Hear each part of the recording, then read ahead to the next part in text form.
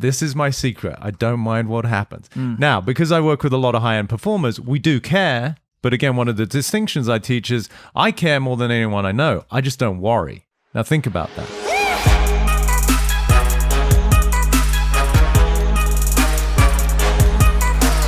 How could Mike change more? How could he go more Hollywood on us? I picture him bleaching his hair. Yes. And also, I think I'm gonna start getting some Botox too. I'm gonna come in one day. I'm gonna be 20. Yep. It's out of nowhere. You're like, how the fuck did that happen? Welcome back to Impaulsive, the #1 podcast in the world. Thank you guys for listening, watching, viewing, and subscribing. It's a great show. We love doing it. We love that you love listening. Today's episode is going to be hella value-based. You will definitely leave listening to this episode a better person. So maybe get a notepad or be prepared to go back and forth between YouTube and your notes, and seriously take notes. Most of our episodes are pretty fun. And this one's definitely going to be fun, but you're going to learn a lot. Like the last episode we had the Sexpert on. Yes. We did an episode with the Sexpert on, but it's coming out next Monday. Do you want to tell him the deal that it's 8 in the morning right now? Like, maybe you should give him a preface. It's actually 10:40. Same fucking difference, bro. Let's be honest. It's the same shit. Our brains don't start working till like 11. Mine's later. 30. Mine's like 1 p.m. I can't do shit So at this time. It's going to be tricky. But we got these sunglasses. There we go. That helps. That definitely helps. That'll help. Guys, these are Jay Black. You know Jay Black. We love Jay Black. Jay Black was started out of frustration of being unable to find any high-quality, fashionable frames at affordable prices, because any good quality pair of polarized sunglasses normally cost over $150 because all the major brands are owned by one company. The more you know. Ooh. These lenses are polarized, and they even come with anti-reflective coating on the back of the lens to help prevent reflections, and they still only cost $49 and even less with your code Impaulsive-10. And they're doing a giveaway of 15 AirPod Pros, the noise-canceling headphones from Apple, and everyone that orders a pair of sunglasses between December 7th and December 22nd will automatically get one entry per pair of sunglasses they purchase, meaning if you buy 3 pairs, you get 3 entries. So go to jadeblack.co and use the code Impaulsive-10 to get yourself 10% off your purchase and a chance to win one of 15 AirPod Pros. By the way, I like these style frames. You look like a U.S. president that just got off Air Force One. Ooh. That's like what I feel. Or like a low-key narcotics dealer. Ooh. Yeah, that as well. Yeah, you look like you're pushing weight. No, or a pilot. A pilot pushing weight. If I had these with a mustache, president, that's game over. I have a question. What do we got? Why do you could probably answer this because you got that girlfriend and all, Spencer? Why do girls pretty much 95% of the time leave their earrings next to your bed?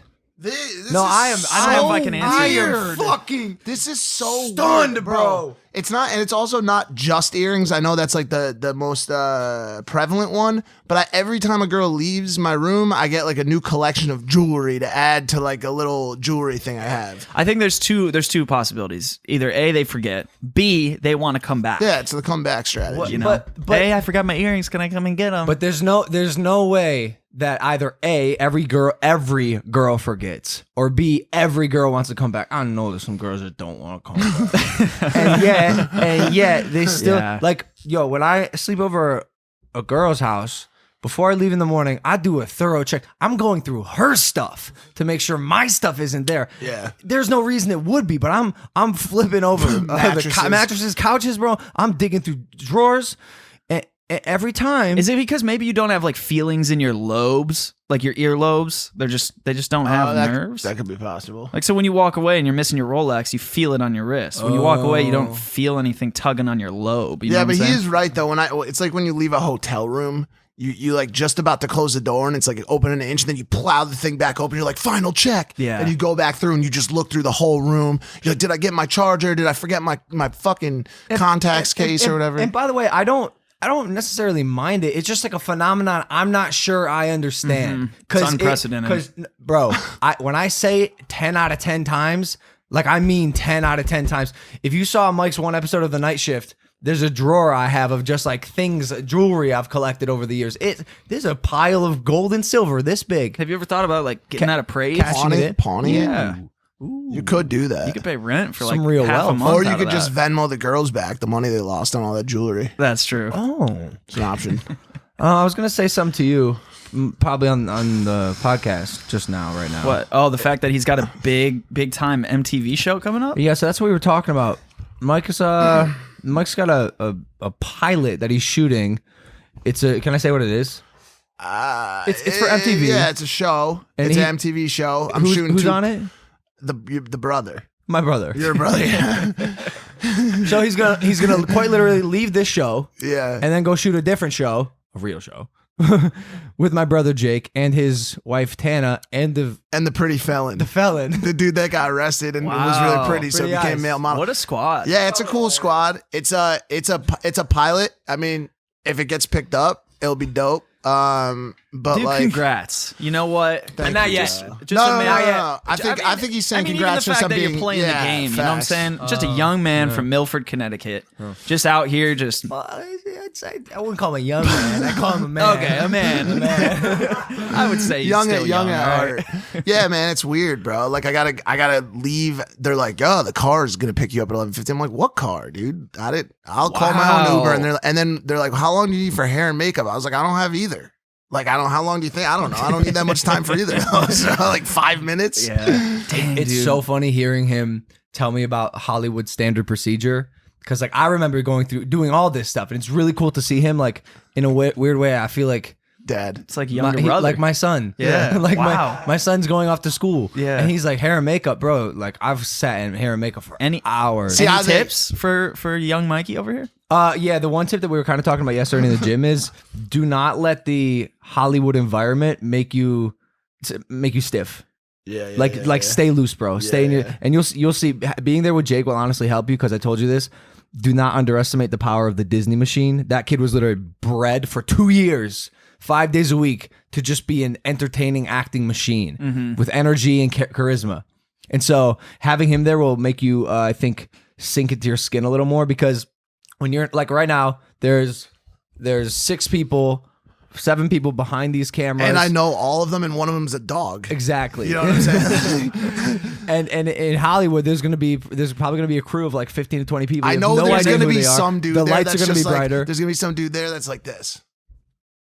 Well, there's also gonna be Like another some, guy like, like executive sweaty, producer. sweaty pits holding a boom mic Yeah. over my face, bro. And by the way, this show is a whole level up too because there's a whole studio audience too of like 50 There's a people. studio audience? Yeah. I know. Do you It's remember gonna when we be- had the studio audience for the live episode, the 100th episode here?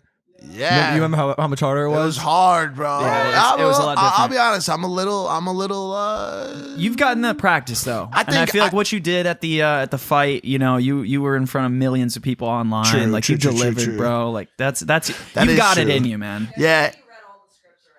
Yeah, I heard you read all the scripts as well. This morning he goes, yeah, so when you got your scripts, like when you were doing Hollywood stuff, like you practiced like the day of, yeah? I was like, no, I was like thoroughly prepared. That's the one thing I'm like worried about because like everything I do, because I'm so improv based, like everything on the show and even like the night shift too, like I just show up and blow up, like that's my calling card.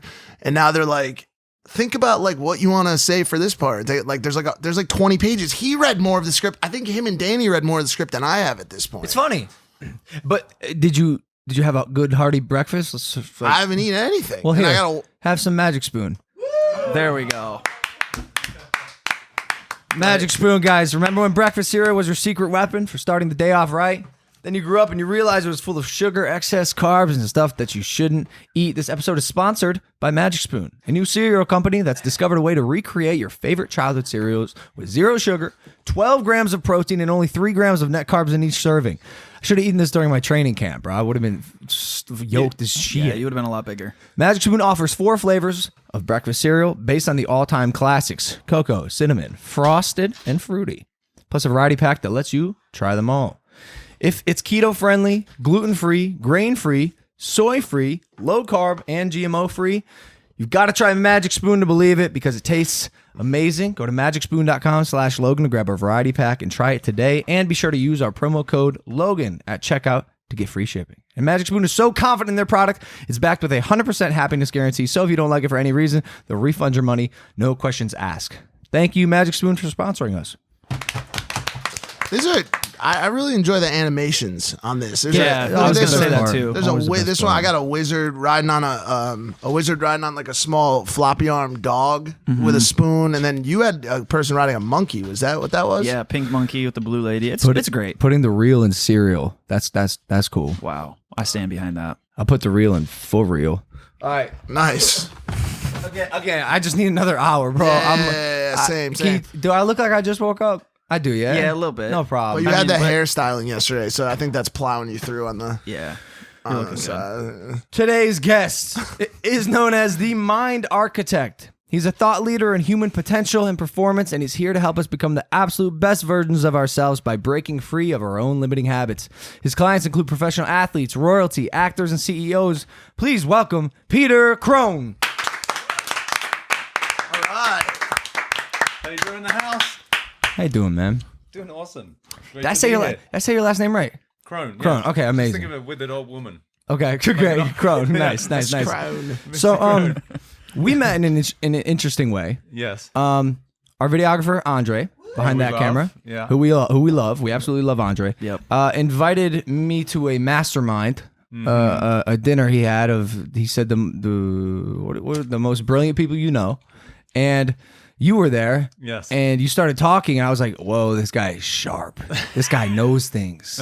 This guy's gonna make me a better person, even though the conversation revolved around building a batch for a long time. It was a very interesting topic. Yeah. Yeah, But you were a great listener. Thank you, man. Thank you. And I want to listen today, because you have a lot to offer. So I guess let's start with, can you tell us a little bit about yourself and Sure. about your story and what you do?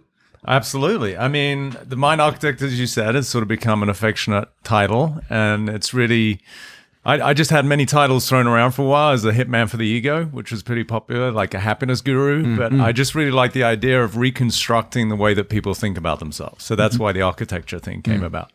And as you mentioned, just working with high-end performers who have a lot at stake, like similar to what you've just been going through or you've been through for many years. Just in how can we enhance the environment in which we're going to perform so that we have a better chance of success. So it's really, to me, it all comes back down to what is the fundamental design of our brain, our mind, and how we perceive ourselves is what is the access to performance. If you think that you're somehow inadequate, obviously you're not going to perform very well. If you have fear, if you have stress, if you have anxiety. So I've sort of managed to reverse engineer everything to see why do humans get stuck? Why do they get stopped? And it can go to the extremes of depression and, some really tough things that everybody goes through, the challenges that we face. But if we can just transcend that, if we can recognize, okay, what is it that's holding me back in my career, my relationship to do with my health? That to me is, that's a powerful thing to be able to access. How do you reverse engineer the mind though? Like how did you learn? I guess I'm asking in a weird way, like what are your credentials and how did you come to be where you are today? So the first part, reverse engineer, to me, it's like, you look at symptoms, right? You go and see a doctor and you've got like strep throat or you've got something going on in your body. You're not quite sure where it comes from. Any doctor, hopefully who's worth their salt, will be able to recognize, okay, what's the underlying root cause, right? Now, in Western medicine, they actually don't really want to do that. They just want to prescribe medication because that's a business. They want to sell pills, right? So with the mind, it's the same thing. If someone comes to me and they're having a relationship issue or they're struggling with something to do with performance in whatever arena, it could be sports, entertainment, just something to do with their business, then reverse engineer to me means like go back to what is it that is at the root cause of why you're dealing with anxiety. Why can't you speak to your boss about something? Why are you struggling? Why are you hiding?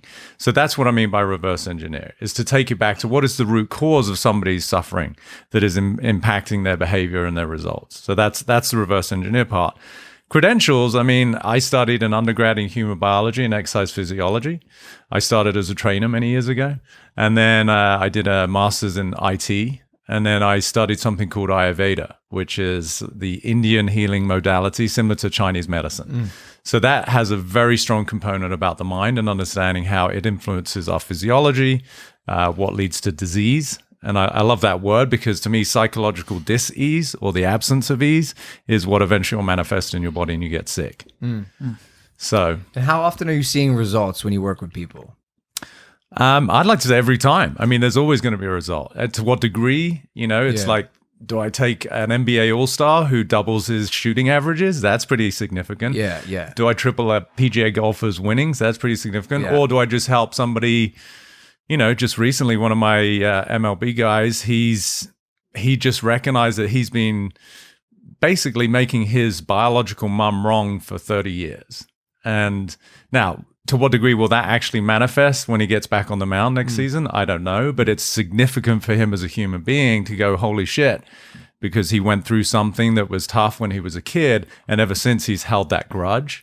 What he didn't realize is he's the one holding the poison, even though he's making her wrong. So is that a powerful, successful result? I'd say. I mean, that's huge. Absolutely. So, yeah. The reason I ask is because a few people come to mind, and one person in particular where like the problems that they have are so deep rooted. It seems like it'd be tough to reverse engineer a thought or feeling that might be truly like subconscious that she might not even be aware of. For sure. I mean, I'd say that's my actual area of expertise is the blind spots, right? Can you share what it is? And you don't. I'll keep it brief. Give me an example. Give me an example. This person, she just got like Yikes! Everyone in this room knows who I'm talking about. Okay, but it's a pretty chronic depression, and I've been I've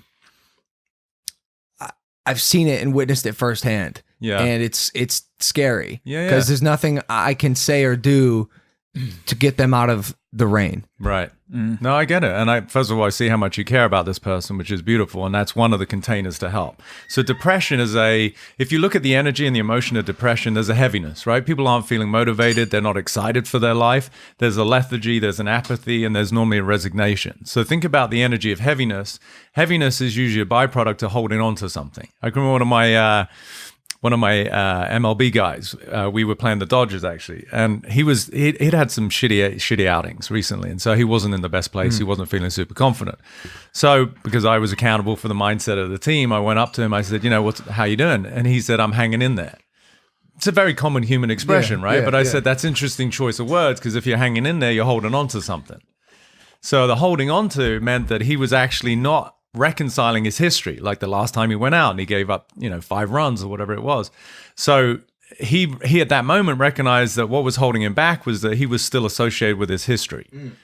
Right now, so I said, you remember the movie Men in Black, Will Smith? They wave that wand and you forget that you saw these aliens and whatever. I said, if I could get rid of your memory, where's your fucking problem? Yeah. Right? So with this person you're talking about, depression is where we haven't reconciled, we haven't processed emotionally something from a long period of time. So similar to what I was saying about the MLB guy who for 30 years had been making his mum wrong, that's a lot of heaviness in his system. Now, he was still functional. He's making millions of dollars on a mound. So similarly, I promise you that whoever this person is, she's holding on to something that she hasn't reconciled. Think about it physiologically. If you eat some heavy food, but you don't digest it properly, you got sour belching, you're bloated, you feel kind of heavy and shitty. That's just something physical. But think about it emotionally and psychologically. You got something that happened to you 10, 20, 30 years ago that you haven't actually processed. That is going to create a heaviness in your system. We need to finish the point. We want to get back to what were the events that happened, and usually there's one pivotal, maybe a couple, that made her feel, in her view, that somehow she's not loved, she's not wanted, she's not good enough, something like that. That's the heaviness. The depression is just a symptom. How many of your clients, after you give them advice, will tell you that it's easier said than done? A lot. I use the expression, it's simple, it's not easy. Right. So when I point things out, it actually makes sense. And that's the simple part. The not easy is putting it into effect, actually having the discipline, and this is where honestly, I wanted to acknowledge you for this whole journey you've been on with the whole boxing experience, because, and we talked about that at dinner when you're at my house, is the dedication and the discipline to me was your greatest asset, was your greatest win, was what you had to overcome in terms of, I don't feel like it this morning, or, what the hell am I doing? The psychological apathy and resistance that you overcame, that is the tough part. Yeah. Understanding, I work with brilliant people who've got great minds. They that makes sense. But then if they don't actually follow through and execute, it makes no difference. Yeah. Do you only work with like top performers, or do you also work with people like average, like more common everyday people? The whole gamut, everyone. Yeah. How do you I know you talked about, what was that thing in Men in Black called?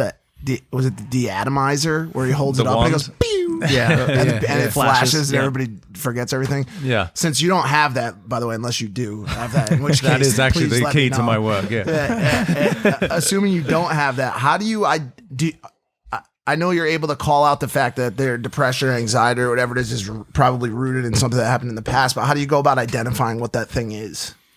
I guess at one level, that's my skill. It's being able to listen from a place where I can identify whatever it is they're saying to me, just reveal something like about it's like, think of a room. Like this room is, I don't know, 500-600 square feet, right? So within this room, it gives space to, this is perfect for a podcast, or we could set up like, a spare bedroom in here, but we're not going to throw the Olympics in this room, right? Because the space doesn't call for it.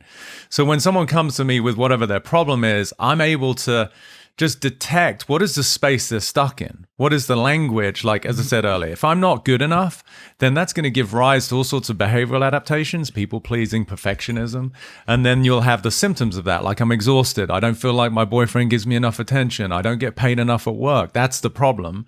But I can take that back to, well, actually, the problem is that you don't think that you're worth anything. And then we can highlight, wow, I can remember when my dad gave my sister more attention, and I thought that meant that I was less than her or something like that. I was just on a retreat teaching this group, and this mother brought up a concern about one of her sons. She said, how do I help my son who keeps saying that he's not as good as, in this case, Robbie, and Robbie was his older brother.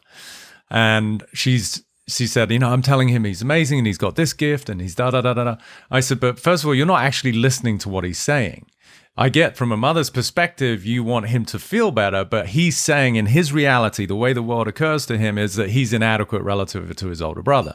So unless you actually understand where someone is to start with, then you're not actually able to help them. But what he was revealing is that relative to his brother, he feels somehow less than. And once you can hold a space for it and go, okay, I can see that you feel that, your brother's great at this and he's an athlete, whatever. But then we can investigate, is it true that you're less than your brother? Like, is an actual truth. Like I say, I believe in gravity. That's about the only truth I believe in. Otherwise, it's just an opinion. And that's where you can undo that. That's where you can actually help somebody see that what you believe about yourself, it has an impact and it can suck at times to live there, but it's not an actual truth. And that's the freedom. I'm fascinated by how much one's childhood can affect the rest of their life. Yeah. Like I've sat with some therapists, and during like the unpacking, everything, every like problem that I had was like pinpointed because of something that went wrong during my childhood, or like maybe my dad or mom didn't do something, like a lack of something, and it made me the way I am. So again, there's just like a lot of stuff to unpack there, but because like obviously we're not able to sit you down with a one-on-one with each of our listeners. I want to go a little more macro. Okay. And ask you, is there a best practice to improve, or like what is the thing that is stopping people from living to their fullest potential the most? I mean, it's a beautiful question. And again, I love this about you and the fact that you do care about your audience. I think as human beings, we're kind of designed fundamentally to survive, right? So on the macro level, I don't care who you are, whether I'm working with billionaire executive over here or a 13-year-old kid who's struggling with ADD or anxiety issues. If you recognize that who we are fundamentally as humans is designed to fight or flight, to survive, because we feel there are potential threats. Now, that threat might be my boss called me into my office. My wife is upset at me. I'm not sure I'm going to be able to pay rent this month. That is all based on what I call these linguistic fortresses. Like the language inside of my head is that I'm not going to be able to do something. It's based in, again, I don't want to get too esoteric with words, but it's a negation where we're saying not something. I'm not this, I'm not that. So on the macro level, for people to be able to find some freedom, it's recognizing, where are you saying I'm not something, that I'm not going to be okay? That's how most people relate to the future, is whatever's going to happen, there's a perception that it's a worst case scenario, right? Fear, anxiety, apprehension, worry. I'm sure you had some of this going into the fight, as confident as you were, as prepared as you were. It's natural as a human being to think that I'm not going to be okay. And that's one of the biggest things that I see with everyone I work with, is that our relationship to the future is from that worst case scenario. And the NBA guy that I helped, he had the league's worst average, he was based on past history, the Men in Black, the fear that he hadn't let go of, was standing up at the free throw line, and now he's trying to avoid the repetition of what didn't go well, and is letting down his teammates, and the crowd is booing, and it's a tough position to be in. So I said to him, you think that you're worried about an outcome, but you're the one creating that potential outcome because nothing's happened yet. Yeah. Right? So I said, what if I told you that you shoot league average for the rest of the season, which was 75%? And he said, dude, that'd be amazing. His shoulders dropped. He started to smile like a kid. And I said, what I just created for you is as real as the future you're worried about. They're both made up. Yep. Yeah. Now, if you really get that, and he went from 35% to 68% that whole week because he recognized he created a different future. So that would be the first thing I say to people is, you've got to be aware of what is the future you're creating that you're concerned about because you're the one creating it. And when this hit me, it was just so mad and yet comical. We got one brain that is creating a perception of a future that hasn't happened yet, and it's usually not good, as I said. And then that same brain is trying to resolve, avoid, or fix the future that it made up.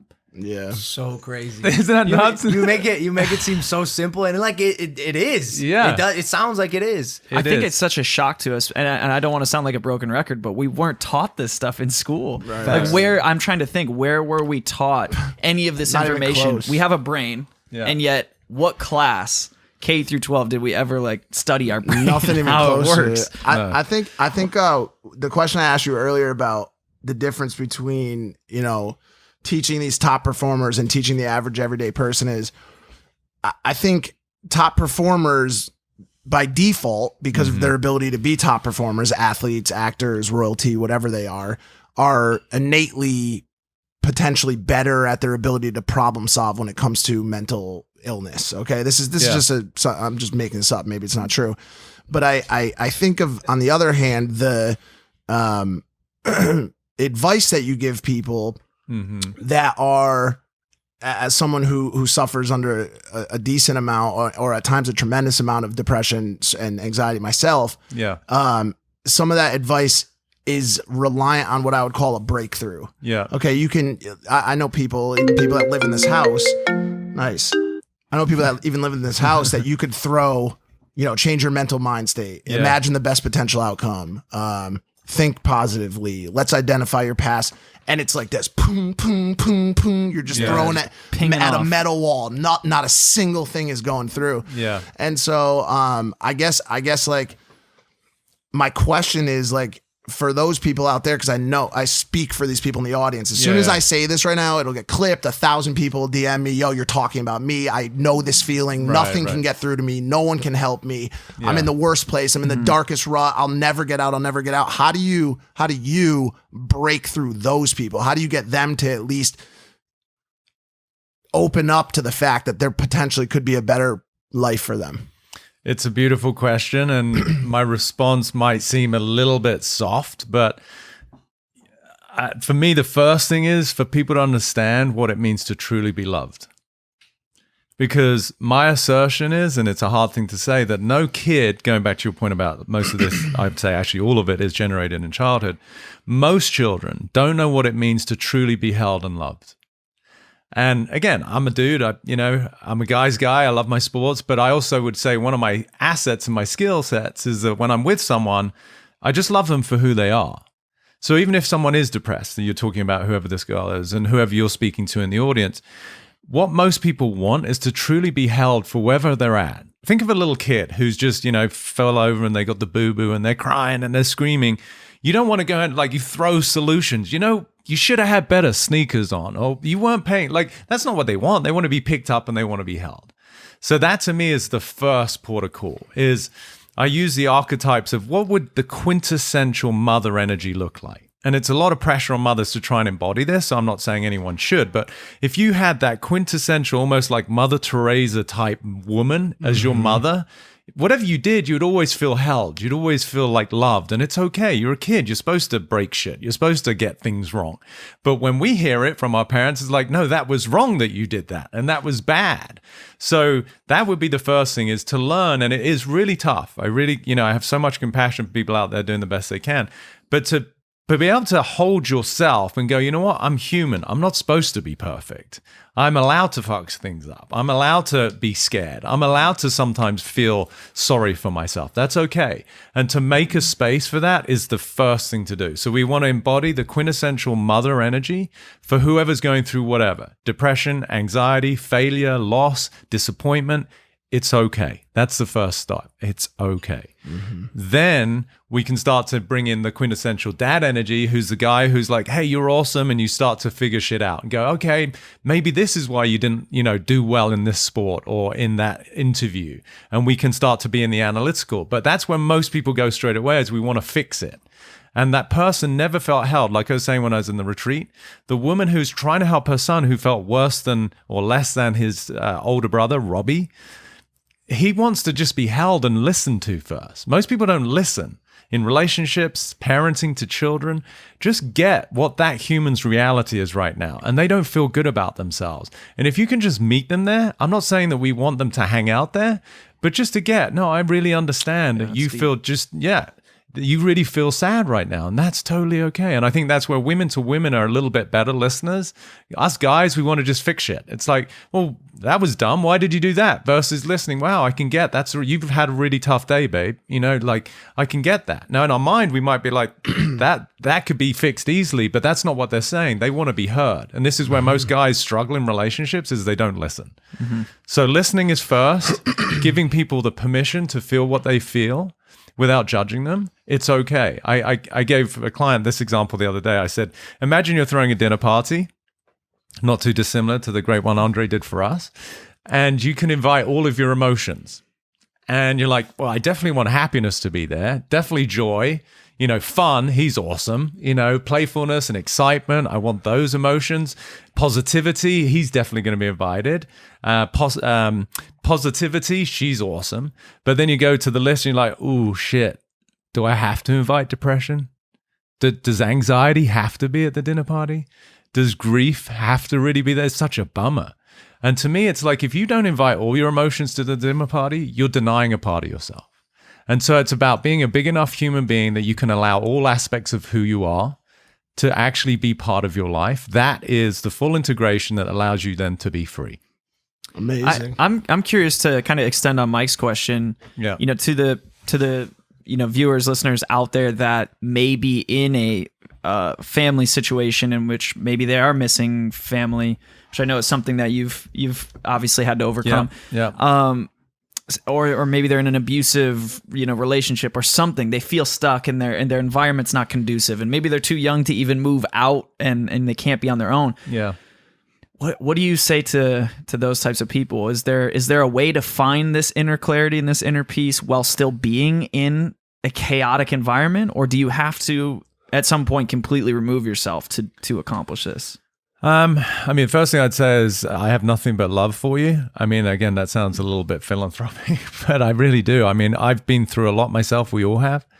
And so I think compassion is one of the greatest assets we can have as human beings. That you don't know what war someone is going through. When we judge somebody in public eye or in traffic and we get pissed, it's like, you don't know what they've been through. So first of all, come from compassion would be my first response to anyone. Secondly, I guess it's just dependent on the situation. If it's a kid, that's the thing that really breaks my heart, right? Is you see kids who, it might not even be abuse, like in terms of physical abuse, but the kid that's ignored, at the dinner table, or, the quintessential go to your room, the dismissive energy that is put on humans, to me, is one of the cruelest ways to treat anyone. And I'm just super sensitive to suffering. I don't want anyone to suffer. It's why I do what I do. I want to help people wake up and be free. So compassion and love would be the first thing I'd bring to people and say, listen, you're not alone. I think, having some sense of companionship with people who are going through this, to realize that there are millions of people going through the same thing. And then to, as best as possible, yes, if you can remove yourself from a situation that is abusive, whatever that means, it's a strong word, then of course that is great. Seek counsel in people that you can trust, whether it be friend. This is why people get into gangs. Humans want to belong. And if you don't find belonging in your own biological family, which find it elsewhere. You find it somewhere else. And that's also scary, right? Because you're going to want to mimic. the group. Bless you. Bless you. Double bless you. Boys, I got to take that sneeze as a opportunity to run. Okay. My driver's outside. Oh, There we excuse go. us. There we go. You guys Don't change on us, Mike. You guys have fun here in the digital world. I'm gonna go do real things. Okay. Talk about royalty. Mike, a pleasure. Enjoy yourselves. Yeah. I want to talk to you again after the show. Because I Absolutely. think we can connect on a lot of things. No, I'd but, love to help you, and I really appreciate you sharing about the depression because it's more common than people realize. You know? I could sit here and talk to you about it for 4 hours. And Yeah, by the way, yeah. I think a lot of people would like to see that. So Yeah, hopefully we get a come chance back to talk and do again. it. Yeah, and just the first thing I would say to give you as a takeaway is acceptance. You know, that whatever you went through, you obviously got a big heart, you care, you got a great mind, and you're no different than any other human being in terms of you've been through tough stuff, right? But to accept your pathway without resistance is where you're going to find freedom. That what happened is one of my quotes that say, what happened, happened, and couldn't have happened any other way because it didn't. And if you really get that, there's a lot of freedom to be found because oftentimes we're judging our history as though that shouldn't have happened. They shouldn't have done that. Well, now you're stuck. Right. What happened, happened, couldn't have happened any other way because it didn't. And if you love really that. get that, you, my friend, will find some more freedom. I love it. Thank you, bro. You're enjoy welcome. Enjoy the rest of the show, Go boys. kick ass on the Crush big it. screen. Love you guys. Have fun, Mike. Have fun, Mike. I think to the people out there that maybe are saying, "Oh, Peter, you don't get it. You have life made. You're working with all these people. Like, could you unpack your story with your parents personally? Because I Sure. think there's a lot of people out there that I think would benefit from hearing that. Yeah, I mean, it's definitely, I've encountered that a few times. Like, I can remember distinctly, like, doing an interview in London for some of my work, and the woman made the point, so, it's easy for you, you're 6'3" and you're successful. And I'm like, well, it wasn't always that way. I certainly wasn't always 6'3". What if he was? That would have hurt my mum. So yeah, when I was an only child, and when I was 7, my mum passed of cancer. And so she'd been sick for a while, so she really wasn't present in my life as a mother for a good couple of years. And I was actually sent away by my dad. You know, you're a kid, you don't know what's happening when you're 6 or 7. And when I came back, he took me into one of the rooms in the house and sort of got down on one knee so he could be eye level. He was always very considerate of that and said, you know, I can't remember his exact words, but basically, your mum's not here anymore. And I don't know to this day to what degree I've actually been able to process that. You can't ask a 7-year-old to understand what death means, and certainly of this quintessential security blanket called your mother. So that was that. And then, so that made my dad and I very close. And I'm blessed that I had a very unconditionally loving dad, and he did the best he could, given he still had to go to work. We weren't wealthy. And then one day he went to work when I was 17. He worked on what we call the ferries, or the boats that go between England and Belgium, and in England and France. And the boat capsized, and about 300 to 400 people died. Oh my God. And he was sadly one of them. So it was our equivalent of any major disaster where it was all over the news for days, where they're pulling bodies out of the English Channel. And of course, we're sitting there hoping that all the people coming out with blankets, that I see my dad, and suffice to say, he wasn't one of them. So that was probably, I'd say that was the hardest thing I've ever been through, and in ways that I still couldn't even process at the time. Again, 17, you know, you're so young. But I can remember standing in my bedroom, and again, that mum's died, dad's gone. I did have a stepmother, but you know, the relationship, she was a very nice lady, but it's not like my biological parents. And I can remember viscerally having what I consider the worst experience a human being can have, which is the feeling of complete isolation. And I think, you know, and as my work has evolved, I've realized that what we're up against is the belief that we're separate. And if we think we're separate as a human being, as any sort of pack animal, it's the worst feeling, because you want to belong, you know, which we could say is love or family and community. But this was visceral, meaning it was physical. It wasn't like I could argue, no, but I've got a great brother, even if he's a dick. You know, it's like we're close. There was no one. There was just no one. And so I think that's what led me to have so much compassion for people, is because I had the actual experience of separation, which I think is what people are going through when they're suffering. They might have parents, they might have siblings, they might have loved ones or spouses.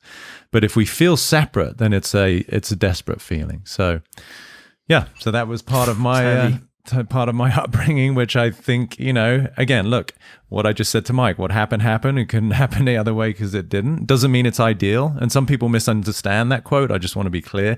I'm not saying that what people went through is ideal. People go through awful things, from child abuse to sexual abuse. I'm not saying what happened is great. I'm saying it happened. And if you keep processing it and you don't let go of it, then you're still suffering, even though it might be years after. Yeah. So what happened is that's what happened. And apparently that was my destiny. And it allowed me to become, as I said, loving, compassionate, patient, understanding with people. I wouldn't wish it upon anyone, but clearly that was what was my karma. So yeah. I feel like some people take that experience, they use it and they get into trouble. Some people take that and they become the best version of themselves. I think it's one of the most, the greatest compliments I got when I went to college in the UK at first year at university. I didn't know anyone, and you obviously start to make friends. And this one guy, he was a very sweet guy, very sensitive, and he came up to me, and after we got to know each other and some people had heard my story, college had something like 15,000 students. And he said, if we were to line up every student and you had to pick the kid whose parents had died, you would have been the last one I'd pick because you just seemed so vital and full of life, which to me at the time was very, it was a compliment. To what degree at that age I was also hiding a little bit because, I was conscious of it. I don't know, but it was still a compliment. Was there like a mentor or something that you found? Because I think what's interesting now is like we're on a podcast and hundreds of thousands of people are able to process this story and this experience like that. You didn't have that as a kid. So I think we have an audience right now that has the potential, if you've gone through something where you can make a conscious decision, okay, I'm going to be like Peter. I'm going to use this to actually become an awesome human being. Yeah. Was there something for you personally that allowed you to kind of help make sure you didn't go down a bad path and you did go down this path? No, it's a beautiful question. And I think a lot of people have said something similar. It's like, wow, you could easily have slipped into a pathway of drugs or, become somebody who was just bitter about life and why me and it's not fair and screw God. And so there was no one in particular that stood out. I think I grew up in a community. There was a lot of families on the small street that I grew up where there was a lot of support. It's a community, I think that is going to give people a lot of access to strength and security. I think just for me, I was always somebody who was very curious. I wanted to understand things. I didn't want to be a victim of circumstance. I wanted to be responsible. And I think that's one of the powers that I garnered at a very young age is like, okay, I could either say that somebody is the reason for my suffering, or I could look at it myself. And that to me was very empowering. So whatever anyone's going through right now, if you're looking at your life like you're a victim of your boss, your wife, your parents, your kids, you're already on the back burner. You're already struggling because you're saying, I'm powerless. No, if they were better, then I would be okay. If they said sorry, I would say sorry. If they said I love you, I would say, right? So you're always playing this waiting game. And this is, again, why I have a lot of respect for you, my friend, is that, you're a pioneer. And I know you get a lot of backlash in different ways, and it's sort of a love-hate relationship. But you put your shit out there, and that takes courage because, you are making a sort of a statement that can leave you vulnerable in whatever you pursue. And I think a lot of people are scared, which is totally human. But if you want to break out of something, it's incumbent upon you to actually be responsible for the life that you're creating.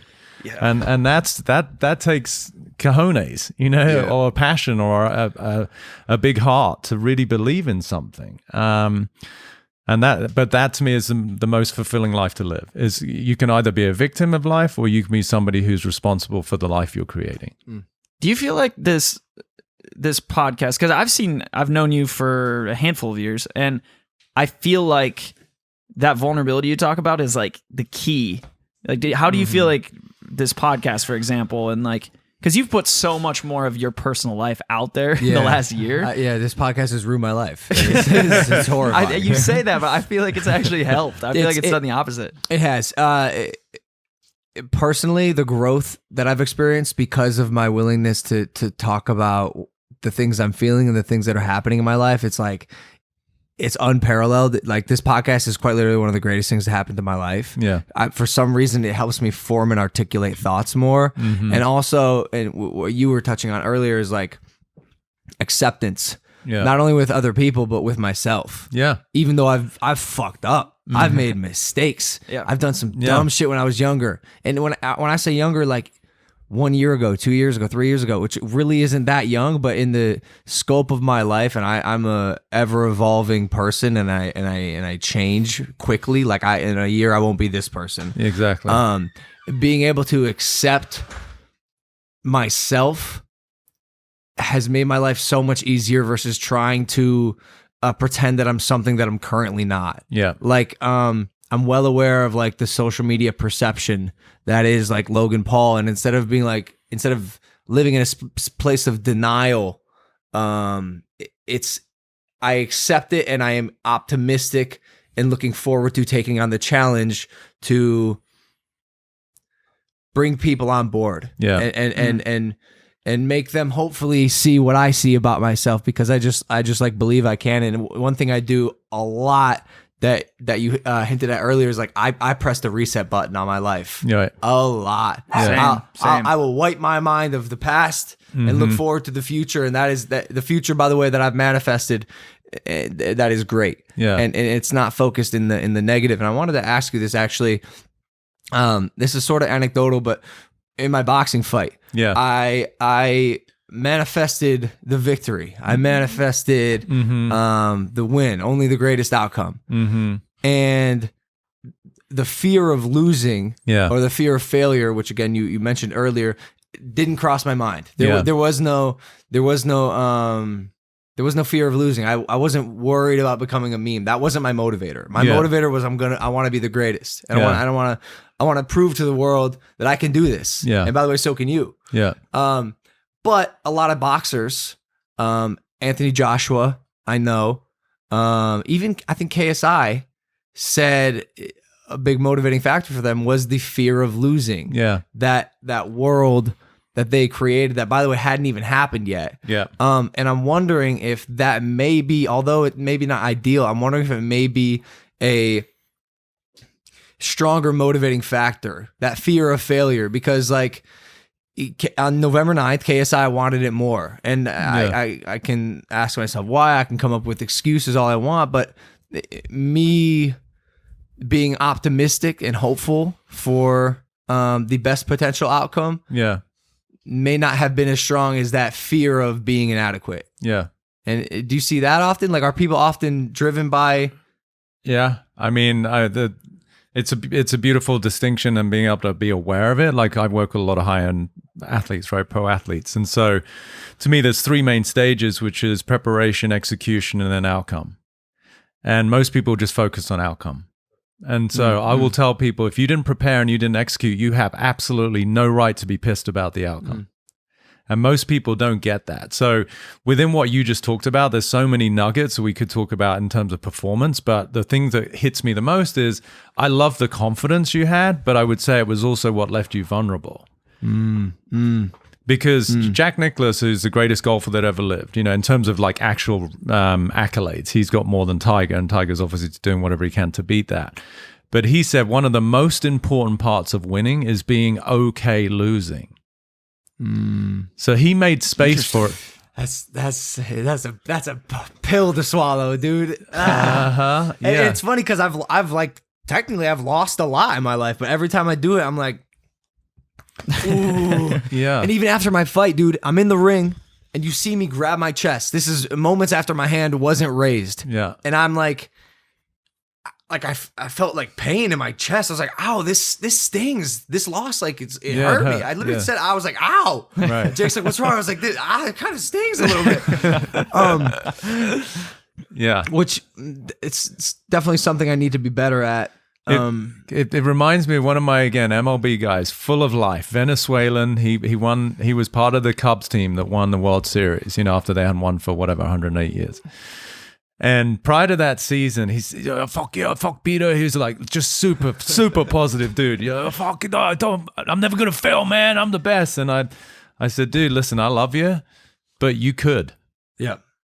You could. I mean, especially in the sport of baseball. And he took it on, right? I said, what I hear is a kid who's super passionate, but you're actually scared to the point that you're pretending you're okay with it. And wherever you have a pretense, you're vulnerable. And so that moment, I said, Maggie, what if you're okay that you do lose?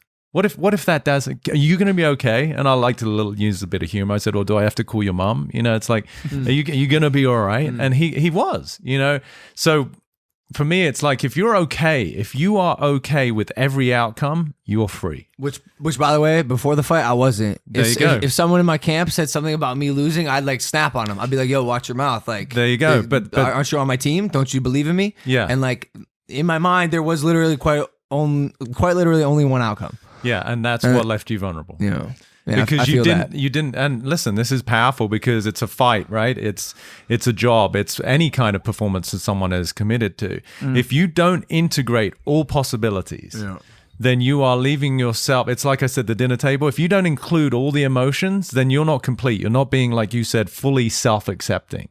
There's one of my teachers, and I mean, the guy died, but he's an Indian guru. So I read his books called Krishnamurti. And he said, he's got this great meme that goes around. It's like, here's my secret. I don't mind what happens. That's awesome. They really get that. That's awesome. Now, I'm gonna write that down. Yeah, this is my secret. I don't mind what happens. Now, because I work with a lot of high-end performers, we do care. But again, one of the distinctions I teach is I care more than anyone I know. I just don't worry. Now, think about that. Care, pointing to your chest, like his heart. Anatomically, it's associated with that, the love. Worry is the psychology where people get ahead of themselves. So I care, I just don't worry. And that's deep if you really get it. Most people are in their head constantly worrying. That's anxiety, that's fear, that's depression, apprehension, concern. But if you care, that's love, which means that makes space for the fact that I could fail. And I'm okay with that. Now, I wouldn't want that for you if I was part of your team and we were working together. Yeah. But if now knowing what you're sharing, which is beautiful for yourself and your audience, that you actually weren't okay with that is what led to you, life bringing that forward. Right. Another powerful quote I use is, life will present you with people and circumstances to reveal where you're not free. You get that again? Life will present you with people and circumstances to reveal where you're not free. To me, that fight revealed where you weren't free, which is awesome. Maybe not in the outcome, but it is for your growth. Because now you go, wow, I can be a bigger human being because I got to see where I wasn't okay with what could have happened. Because that is the realm of possibility. Yeah, absolutely. I think something else that didn't help was the press conferences, honestly, and like the videos and the everything leading up to the fight, the backstory, because I'm conflicted because I'm this fighter who has like a moderate ability. Yeah. But also I'm an entertainer who let me pat myself on the back for a second. Like I love to entertain. That is my thing. So I'm attempting to sell the event. Yeah. And so I put on this persona of like, first round decapitation. I'm unbeatable. I'm the greatest boxer ever. And like, I get home and I'm like, yo, that was hilarious. It was fun. But like, probably 10% of what I said was realistically true. Yeah. And so then I start to fall in this mindset of like, no, I am the greatest. No, I can only win. There's only one outcome. Yeah. And it's weird because I like psyched myself out. So the takeaway here is, I guess for the next fight, I got to find a balance between being humble and realizing realistically that both outcomes are possible, winning and losing, or drawing, I guess. But also selling a show. Yeah. Because I'm not a world-class boxer yet who can sell a show based purely on his athletic ability. No, I get it. And listen, I think honestly, this is why you have such a big audience, right? Because there's something about you that every human being can relate to, which is both aspects that you just spoke to. There's the entertainer, right? So for you, it might be on scale, but for somebody at home, their form of entertainment is trying to look good in front of their girlfriend or their dad. That's a form of entertainment. It's still a pretense. And then there's a part of you that I think most people are really enamored with, which is your vulnerability. Like even the fact that you're letting me contribute to you in this way and go, you know what? You're right. I was pretending to be like, I'm the number one, I'm going to be the best. But underneath it, you don't know that. I have no idea. You're freaking clueless. I'm like, this would be great. And by the way, it's not like I don't believe myself. I'm just like, I'm just guessing. I get it. But you said one word, which to me is it's become one of my favorite qualities that I hope that I do embody, is humility. Because my quote unquote awakening, if you want to call it, was that when I discovered those three words, I don't know. because I'd had a girl leave me, which was perfect because it revealed my fear of loss, which we now know from my parents dying was very strong in me as a fear. So I meet the first girl, quote unquote, that I fall in love with. What do I want to avoid happening? The same thing, her leaving me. So as she left, I fell apart. And then I had all these questions. Well, is she with someone else? Will I ever see her again? Blah, blah, blah. Feeling sorry for myself, which is human. It's okay. Yep. But the answer to all of the questions was the same. I don't know. Oof. Yeah. And once I got that and accepted it, I was free because the nature of life is uncertainty. You did not know on that night, stepping into that ring, what the outcome was going to be. You had the pretense, which is great. We could call that bravado or confidence. Yep. But to me, it was vulnerability. And where you stand a chance to really evolve as a human being with the impact that you have to be even more powerful is to stay in the space of uncertainty whilst being committed, right? So for my athletes, I say, totally committed, fully unattached. I love that. Now, if you get that, That's I'm big. going to give it my all, but I don't know what's going to happen, and I'm going to be okay regardless. That's a powerful human being.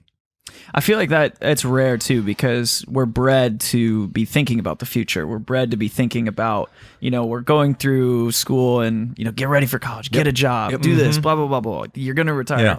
You're always striving for something. Yeah. And you're never being taught to just be present. Just like enjoy the moment. Every moment that you're part of, even if you're in LA traffic, which that's pretty damn hard, bro. Yeah, facts.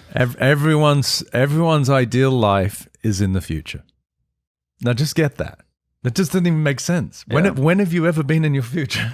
Yeah, And that's why people are freaking miserable. Yep. No, but I'm 100%. getting there. Even the expression, right? I'm getting there. Well, where are you getting to? Yeah. The only place to be is here. Now, I'm not saying that I don't, as an entrepreneur, as somebody who's committed to really shifting the course of humanity, which may sound grandiose, but that's what I'm up to, is that I have a future that I'm committed to. And I don't want to be fatalistic. I might pass away tomorrow. I don't know. So I'm still going to be fully with you guys, engaged in this conversation, fully present. And that, to your point about being an athlete and being a boxer, the more that you can embody presence whilst being okay with all outcomes is the degree to which you have full access to your power to impact the moment. Wow. That's so deep. Right? And most people are, as you said, they think that their future, no, wait, just when one day I have enough money, my body's finally ripped and I've got the best partner, whatever it is that people are committed to, and I have, have all the goals and aspirations you want. But if you think that your joy, your happiness, your freedom is going to be found in your future, then you're kidding yourself. And you're in a mild state of depression. I think I resonate, like on the note of boxing, I resonate with like Ruiz versus Joshua. Like Ruiz came into that first fight, like completely unexpecting, ended up winning. I think that's why he won. Yeah. And then the second fight, you could clearly tell that he did not prepare nearly as much as Joshua did. Yeah. Like I resonate. Absolutely. Well, because the first fight, like he had nothing to lose. He was a substitute, and he went in just like, wow, I got this like championship fight. I'm gonna just do the best I can. He didn't give a fuck. Like honestly, and he had fought 6 weeks before that, so he was already in shape. He already had his win. Right. He's got a nice house in San Diego. We went there for his birthday. Like he had everything he wanted, bro, and he just went in and was fully unattached. Yeah. My question is, this is one of the quotes you said, "This is my secret. I don't mind what happens." Yeah. You adopting the idea of being comfortable saying, "I don't know." Yeah. Being totally committed and fully unattached. Yeah. How do you become fully unattached? How do you say, "I don't know"? And how are you always comfortable with what happens and not be a sociopath? Right. And I ask this because I sometimes have this problem, and which is why I think this guy Shane Dawson did a piece on my brother, and the word sociopath was thrown around so many times. And with people, sometimes I use logic to determine how I act or how I treat them or what I say to them, because to me, as a person who is kind of unattached, who's doesn't know a lot of things and who doesn't really mind what happens, like I want the best, but I always say this, if you take this house away from me and you take all my money away from me, I will go back to Ohio and I will live in a tree and chop wood, and I'll be just as happy as I am now. I've had this like level of happiness my whole life, and the through line is pretty consistent. Yeah. So how do you do all the things you said and still show that you care? Yeah. I would actually say that's the greatest way to show that you care, because otherwise what you're saying is my value is externally associated. Why are people like wanting an outcome? Because it's the accolades, whatever that might be. It could be a check for something. It could be the recognition for something. So to me, the highest form of care is where you recognize your value for who you are. Like you're a unique aspect of life. There's no other you on the planet. And to me, that warrants honoring. That warrants reverence. Yet most people are under the impression that their value is somehow compromised. I'm not worth something. So I will compensate for that by trying to get something external. So if I'm okay with me, then I've got literally nothing to lose, talking about the boxer, right? Because I'm not looking for external trappings to try and compensate for internal lack of self-worth. Now, if you really get that, that to me is the most powerful human being, because nothing can be taken from them. And that's how I see every human being. Why? Because they're 1 in 8 billion. How much more special do you want to be? Yeah. But the trouble is, most people, because of the lens that they look through, which is they've been told that they're not this, or they didn't get picked for the football team, or they lost this, or whatever it is. Yeah, it's human nature. Again, why I have compassion and love for people. But it's not a truth to think that you're somehow inadequate. You're just not. That's a narrative. It's a conversation. So you believe that you're somehow inadequate, and then you're going to do whatever you think you need to through behavioral adaptation to compensate for that. And that's why you're not okay with outcomes, and that's why you're not okay not knowing, and that's why you're also like trying to attach yourself to some external value. None of it's wrong, but it's also futile, because what you keep doing is reinforcing the belief that there's something inadequate about you. That's going back to the one brain that's like coming up with this sense of insecurity that then's trying to find security, not realizing you made up the insecurity in the first place. So that to me is the ultimate form of care, because it is self-care. It is, if the degree to which I fully love and accept myself is the degree to which I can extend that to all other beings. Like you're saying, it's self-love. Yeah. So how do you have like tangible take home for the audience, like a few things that they can do on a daily basis to, like, how do you practice self-love in a Tongue healthy way? scraping.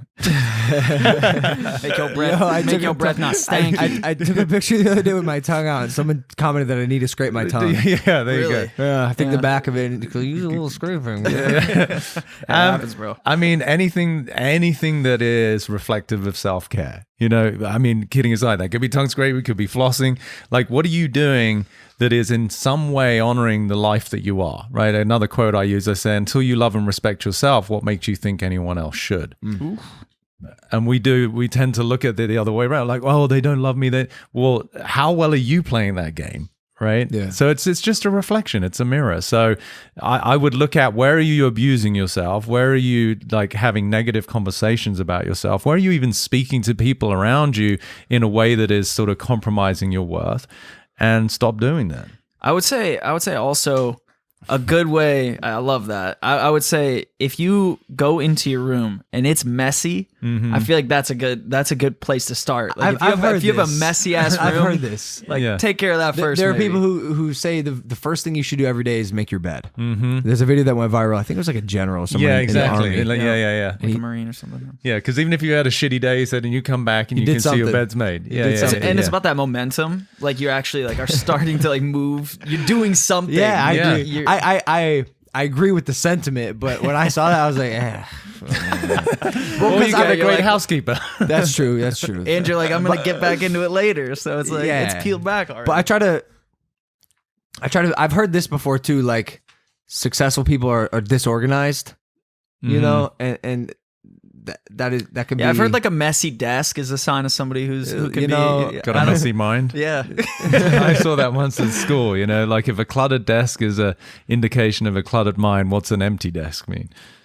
I guess it implied an empty mind. I'm not sure I would buy into it, but it just means it's a cluttered desk or it's an empty desk. I mean, listen, you know, anything that is a form of action, this is again why I acknowledged you at the dinner that you came to, is that it's the act, it's the discipline. As I said, it's the preparation and the execution. People are always trying to find the right answers. You go and see an expert, invariably it's all around the realm of instruction. Like, what should I do? How should I do this? And I think people focus way too much on trying to get everything right versus just get on with something. Yeah. Like I used to above my desk, there was just the expression "get on with it."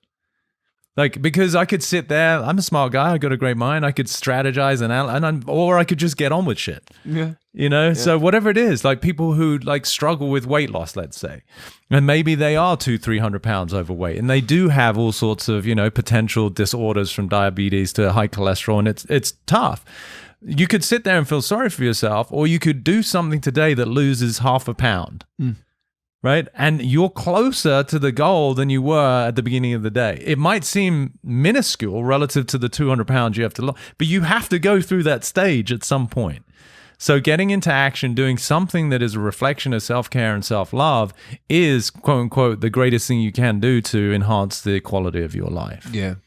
Just going off of that example, one thing I always say to people, and it's advice I gave that girl too. I asked her if she was doing something physical every day, like just literally just sweating, just sweat, just make yourself go jump rope for 15 minutes. Yeah, make yourself sweat once a day. Go to a gym. I'm sure you'll end up working out. That is a huge self-care ritual for me. Yeah, like when I'm hitting the bag. Yep. No, like nothing else matters. Movement to me is, you know, if we were talking about human potential, if you don't have some consistent form of, call it exercise or mobility stuff, then you're not close to accessing your potential. It's one of these what I call non-negotiables. It's like if you don't have good sleep, then equally I don't care what you're committed to, you're not going to access that. Yeah. So movement is key, like doing something, as you said, that gets blood moving, that gets your heart rate up, that allows you ideally to sweat. It's one of the things that few people do. Mike would love you right now. That's what he's always about. He's on the elliptical, just scooting around. And by the way, Mike, he sweats, bro. He gets exactly. it in. And Mike's not a person you'd see and be like, oh, like that guy works out, right? But he's moving. But he moves because he's not really in there to get in the best shape of his life. He's in there for his physical and mental health. Yeah. And by the way, I know it's hard. I know it's really hard. Like, dude, sometimes when I'm working, I'm jogging. I'll be a mile and a half in, and I'll be like, this fucking sucks. Yeah, it's the last thing I want to do right now, dude. Yeah, but you have to do it, and when you cross that hump, your life will be so much better. And something I've done, a mindset that I've adopted that has really helped me come to terms with working out and how it's become a necessity in my life is I will be partaking in fitness for the rest of my life. Yeah, it's one thing I need. I need food. I need water. I need fitness.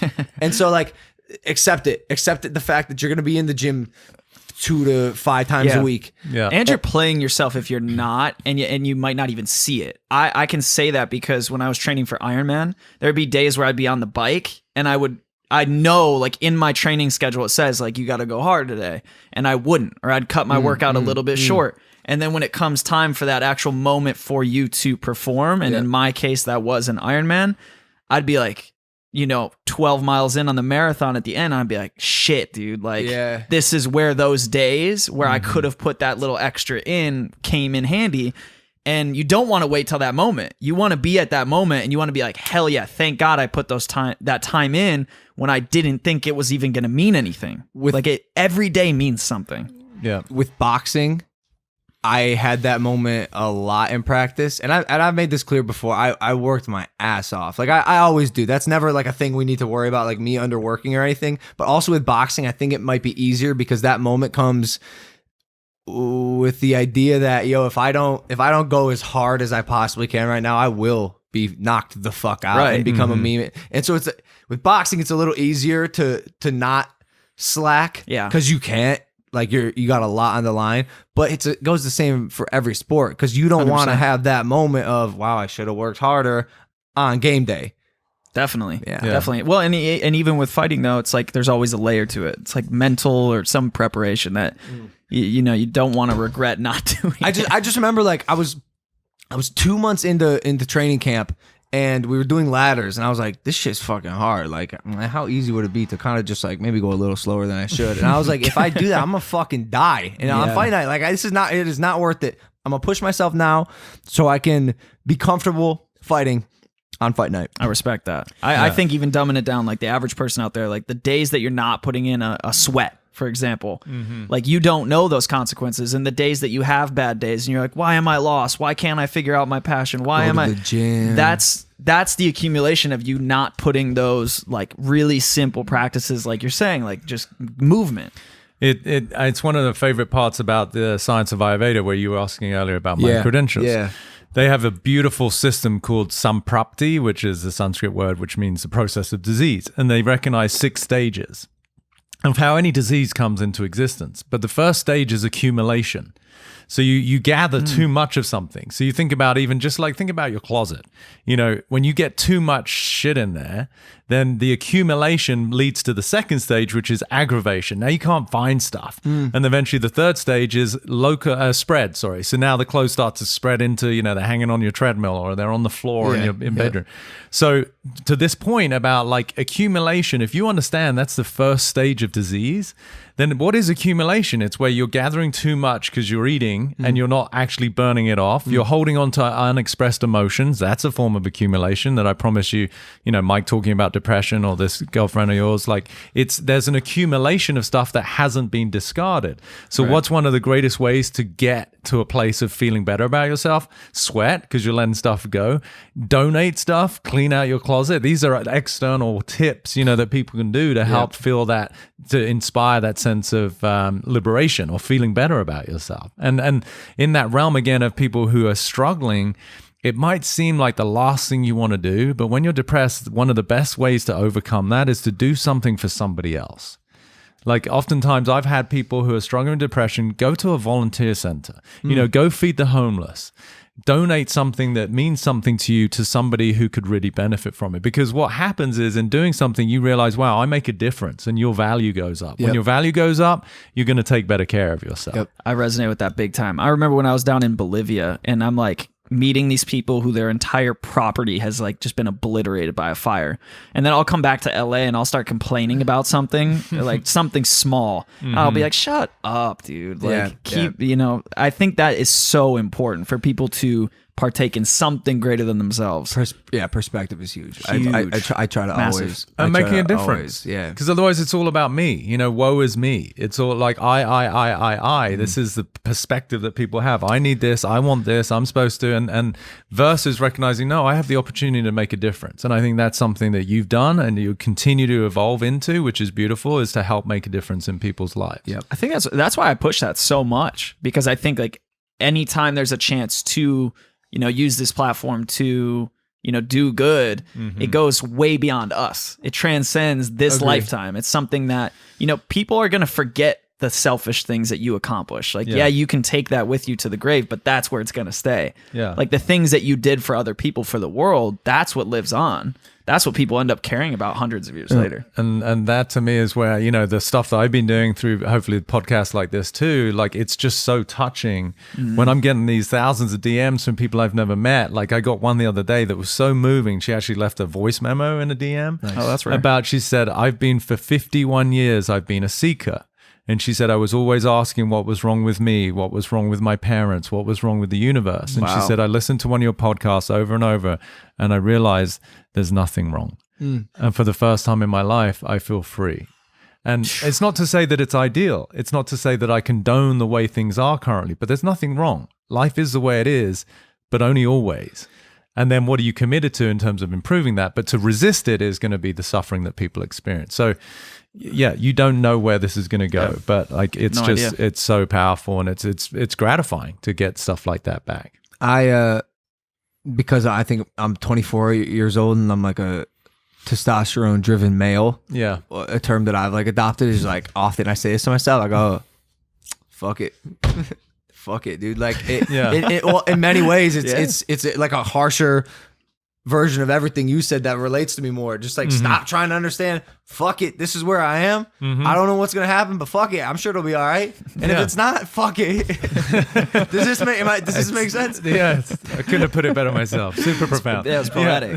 Yeah, that's gonna be the quote that lives on. It's like like 300 years from now. Philosopher Logan Paul. Fuck it. Well, hey, for all my frat brothers out there, like they're hearing us say like totally committed, fully unattached. Yep. They might not know what the words committed or unattached means. No. Yeah, yeah. All But they know is what fuck it means. They know Yeah. send it, fuck it. Those Fuck are the it. two things they know. And 100%. that's where, again, just to subtly to help people, like that's the I don't worry. Yeah, Because you care. I Yeah. can tell you care. You've got a huge heart. You know, you've got a beautiful family extended here, Thank and but to not worry is where people will find freedom. Yeah. And that to me is the so greatest true. product, is to let people be free from the concerns about a future that hasn't even happened yet. What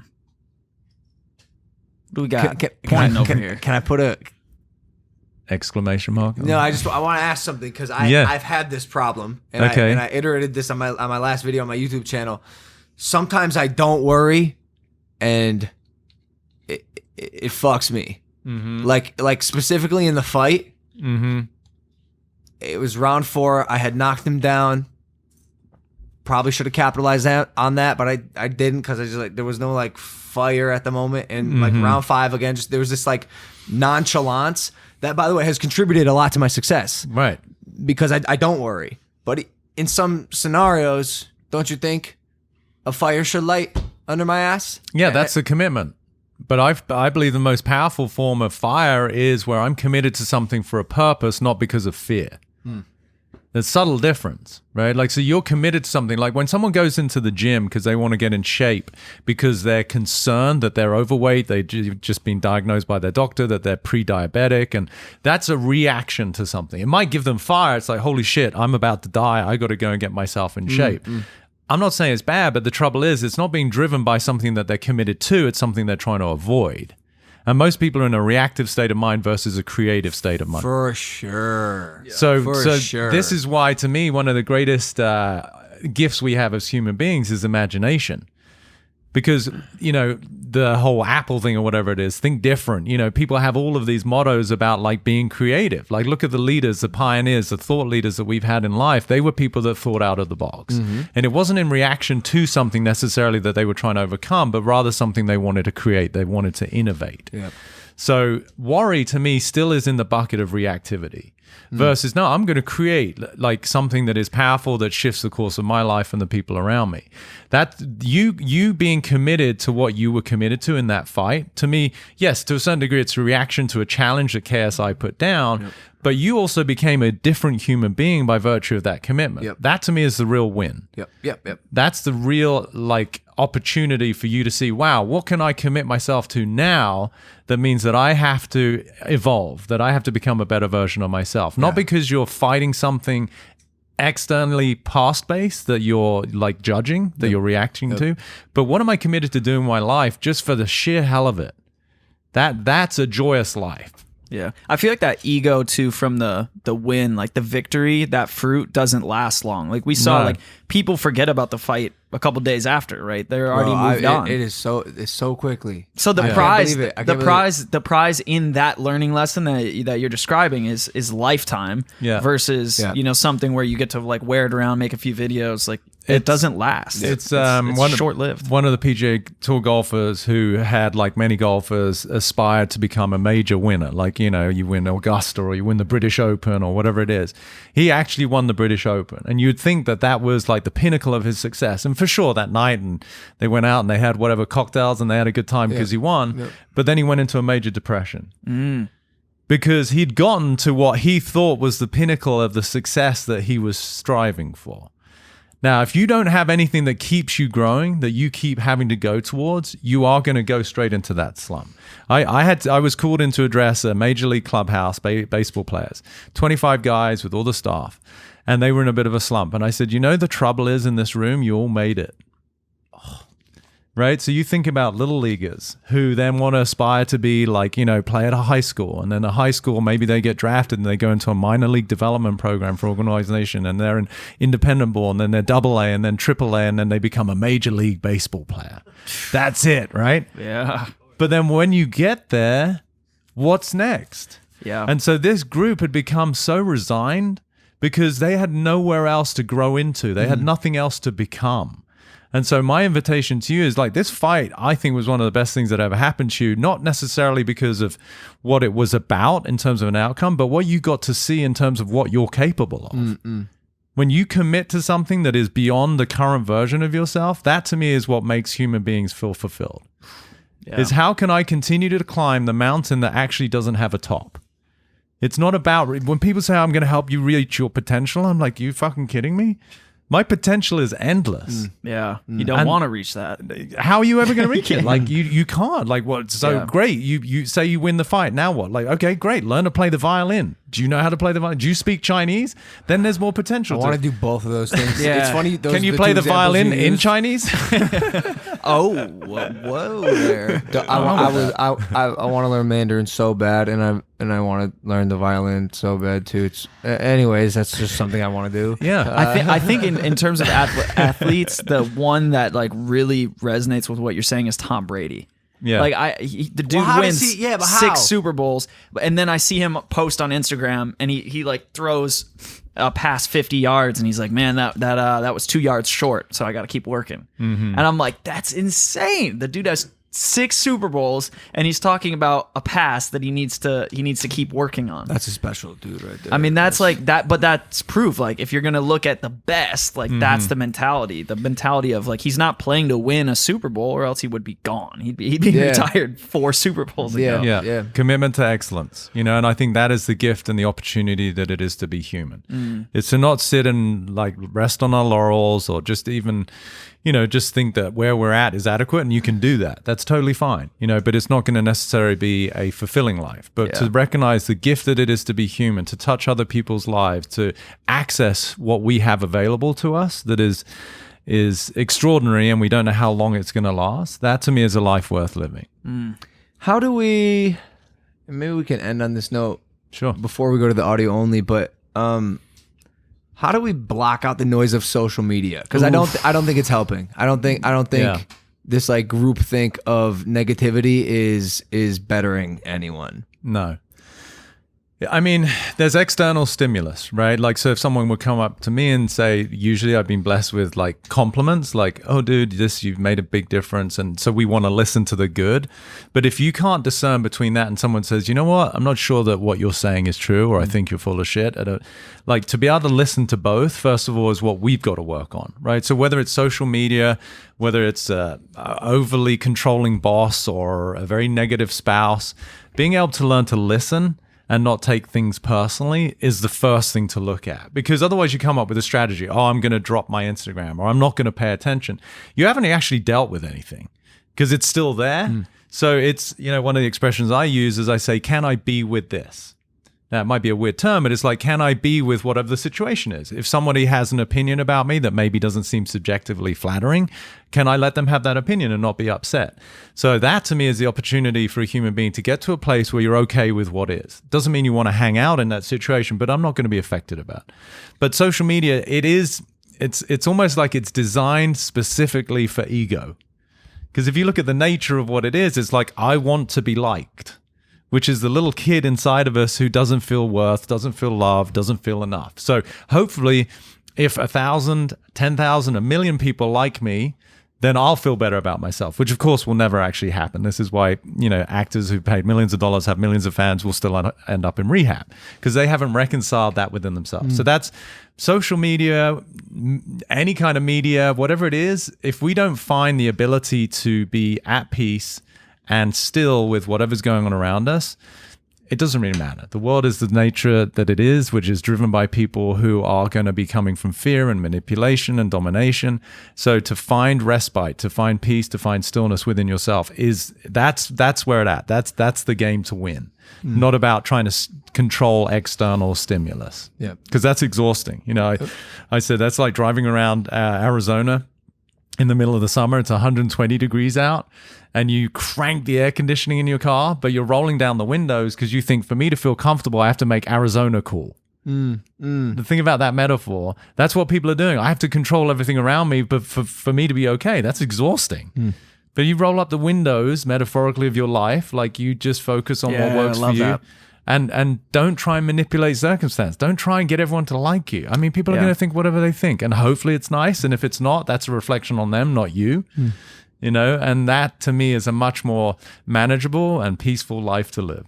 I feel like with social media, it's like, because I deleted my Instagram, and now I have a healthier relationship now every time I step away from it. It's like I deleted it, now I'm back using it. And what I view social media as is it's a tool. It's like a weapon, honestly. And if you just hand a sword to a kid, they're gonna hurt people with it. They're not gonna know how to use it. But you have the power, like you're saying. You can roll up the windows.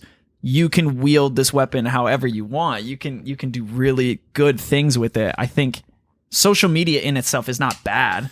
It's like an enhanced, stimuli. It's an enhanced reality where we see regularly how people are, interacting, how they're communicating, what they're saying, what they're doing, unlike ever before. We've never had this kind of connectivity. There's like 5.6 billion Google searches per day, I think. Really? It's insane. I think it's also the question why. What is the intention?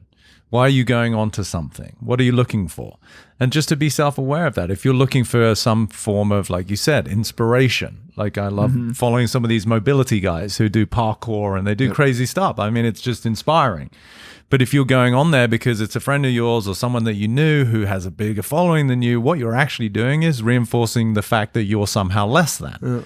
That's not a powerful intention. Yeah, definitely not. So it's, again, being aware of why are you doing anything? What's the underlying agenda in all of your behaviors? And that takes a minute. That takes a human being who's willing to just stop and go, okay, why am I actually doing this? What am I hoping to accomplish here? And usually, for the most part, people, what they're trying to accomplish is they want to be right about their own belief of inadequacy. That's, super inspiring. I liked your analogy. Roll up the windows on your life. Yeah, That's cool. Sam.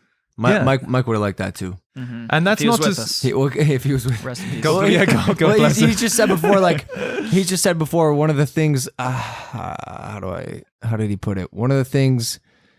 Instead of trying to chase the positive things in his life, he'll cut out the things that he knows are negative, and he'll make his box. He'll be in his car with his air conditioning and focus on him and the things around him that he knows he's in control of, instead of trying to make everything happen that he can't. Yeah, because that's an exhausting way to live. And unfortunately, how most people are designed, conditioned, programmed to live, which is we're under the impression that my circumstances are the source of how I feel, right? Like, well, I feel good because something out there happened. Well, then it's logical then that I'm going to try and manipulate everything around me to be good so that I feel good.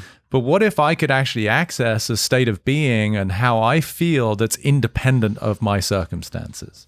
I think it comes back to what you were saying too with vulnerability. And, this platform, for example, the podcast is a space to be vulnerable. It's a space to put yourself out there. And I feel like that rewards us so much more than just trying to put this persona out of like, look at us, look how perfect we are. And I think more people are doing that, but also like you're seeing it. Everybody's trying to be perfect still. Bruh, I cannot believe it. And again, this podcast has made me realize that. This podcast has made me so comfortable with myself.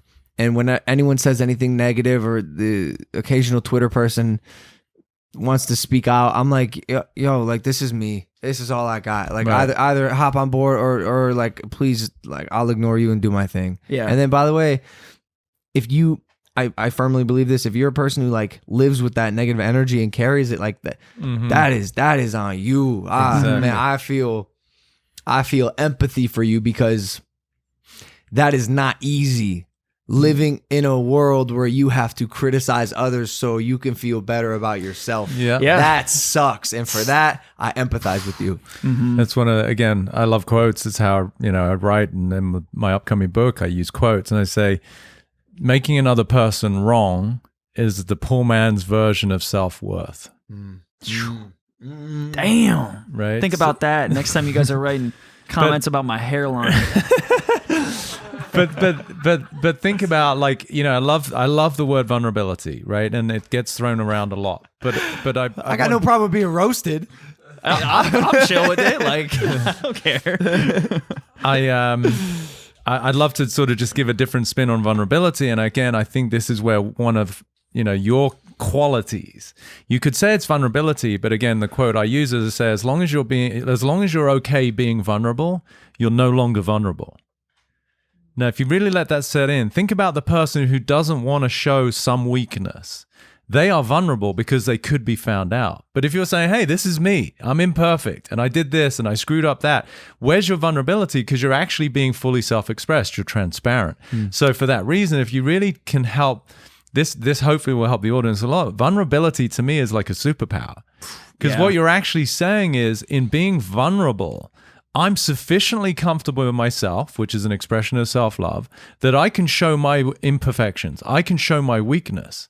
And that's why, to me, if you can step into vulnerability, what you're saying is, I embrace me. Whether you do or don't, that doesn't matter, because I got to speak about something that I've been hiding, that I was self-conscious of, that I was maybe even secure about, but I've stepped into a bigger version of myself such that I can even share it with you because I'm okay with it, whether you are or not.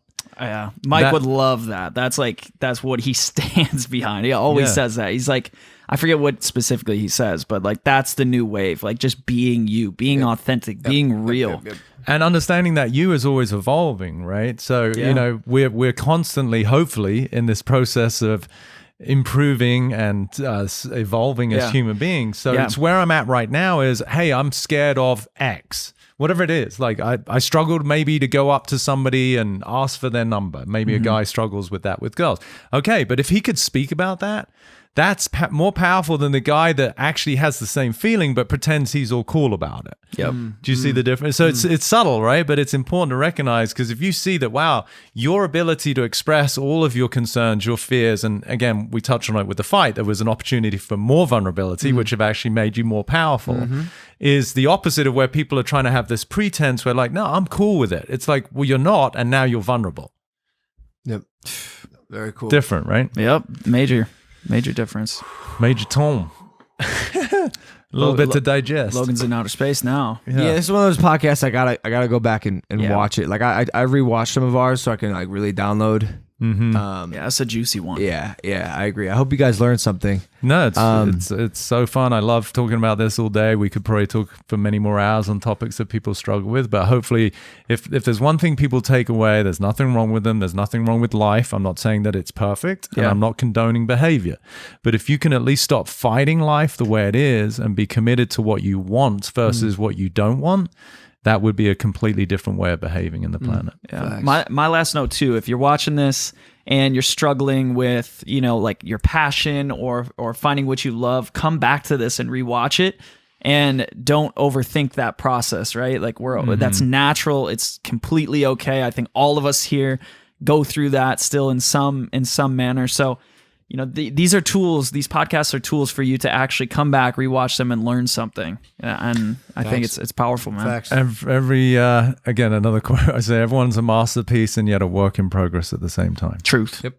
So yeah, look at Logan just holding a vibrator in his hand. I mean, he's a work in progress. he's raised his vibration. That's all I'm doing. Consciousness is evolving right in front of him. I'm not sure that is one way to raise vibration, but hey, it works. Let's not knock it. This expert gave it to me, so that episode's gonna be fun. But yo, Peter, thanks for coming on, man. Thank you for having me. It's been a joy to be with you fellas, and hopefully, as I said, people get something from this. Of course. What's your Instagram? They want to follow you. Peter Crone Official. Cool. And then what's this book you have coming out? I'm not sure when it's coming out. It'll be my first. But if you go to my website, petercrone.com, and then you can enter your email, and we'll let you know when it comes out. Very cool. All right. Yeah. Thank you guys for listening to Impaulsive, the #1 podcast in the world. We're going to do a quick audio only version right now on Spotify and iTunes with Peter. So stay tuned if you want to hear with your ears. That subscribe button. We love you. We'll see you next time. Take it easy. Peace. I'm much more interested in what happens here. You know, like again, I say people talk about heaven, and I'm like, listen, why don't you create heaven now as opposed to this idealized future that you're striving for? I'm like, again, a quote I say, as long as you think heaven is something you're going to in your future, chances are you're living in hell now. I love that. So I'm like, so good. I'm going to live in. Say that one more time. As long as I'm you. putting this in my bio.